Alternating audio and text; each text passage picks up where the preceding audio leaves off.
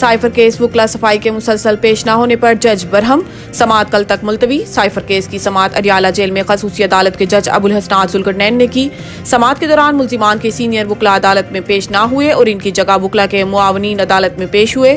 Prosecutor Zulfikar Abbas Naqvi ने कहा है कि वकला सफाई नहीं आए, रोज इल्तवा लें तो हमें किस बात की सजा है कि रोज सुबह आ जाएं। बाज गवाहान जरा के लिए दुबई से आए हुए हैं, रोज अदालत पेश होते हैं, आज भी इल्तवा की दरखास्त दायर कर रहे हैं।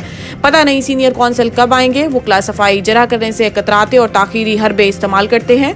खसूसी अदालतें वकला सफाई को पेश होने के लिए 2 बार की मोहलत खत्म होने पर फैसला महफूज करते हुए साइफर केस की समाअत कल तक मुलतवी कर दी।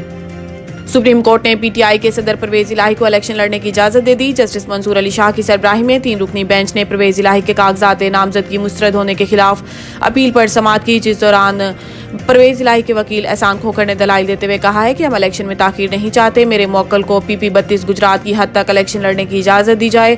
अदालत ने सवाल किया कि 10 मरला प्लॉट के कागज तक आपको कैसे रसाई मिले। इस पर वकील ने बताया है कि 10 मरला प्लॉट की दस्तावेज पटवारी से मिली। अदालत ने परवेज इलाही की अपील मंजूर करते हुए कागजात नामजदगी मुस्तरद करने का फैसला कलअदम करार दे दिया और परवेज इलाही को नाम इंतखाबी निशान बैलेट पेपर पर छापने की हदायत की। ताहम PTI के सदर ने परवेज इलाही ने बाकी तमाम इंतखाबी हलकों से दस्तबरदारी इख्तियार कर ली।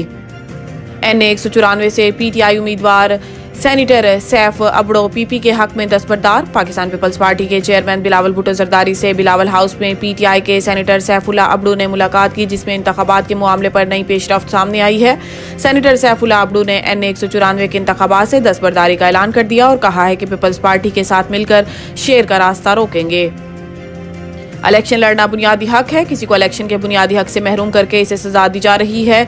सुप्रीम कोर्ट के जज जस्टिस मंसूर अली शाह की सरबराही में जस्टिस जमाल मंतोखेल और जस्टिस अतहर मीनुल्लाह पर मुश्तमिल 3 रुकनी बेंच ने PTI रहनुमा उमर असलम के कागजात नामजदगी मुस्तरद होने के खिलाफ अपील पर समाअत की, जिस सिलसिले में उमर असलम के वकील बैरिस्टर अली जफर, मुखालिफ फ्रीक और इलेक्शन कमीशन के हुक्काम अदालत में पेश हुए।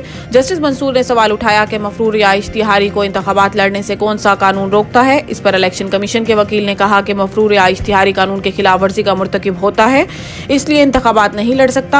दौरान समाअत इलेक्शन कमीशन हुक्काम ने अदालत को बताया कि बैलेट पेपर्स छपना शुरू हो चुके हैं, अब तब्दीली मुमकिन नहीं होगी। इस पर जस्टिस अतहर मीनुल्लाह ने कहा है कि बैलेट पेपर छपना शुरू हो गए तो क्या उम्मीदवारों को बुनियादी हक से महरूम कर दे। जस्टिस मंसूर ने कहा कि इलेक्शन कमीशन को मालूम होना चाहिए था कि अदालतों में केसेज आएंगे। बाद अदालत ने उमर असलम को दरखास्त मंजूर करते हुए इन्हें इलेक्शन लड़ने की इजाजत दे दी।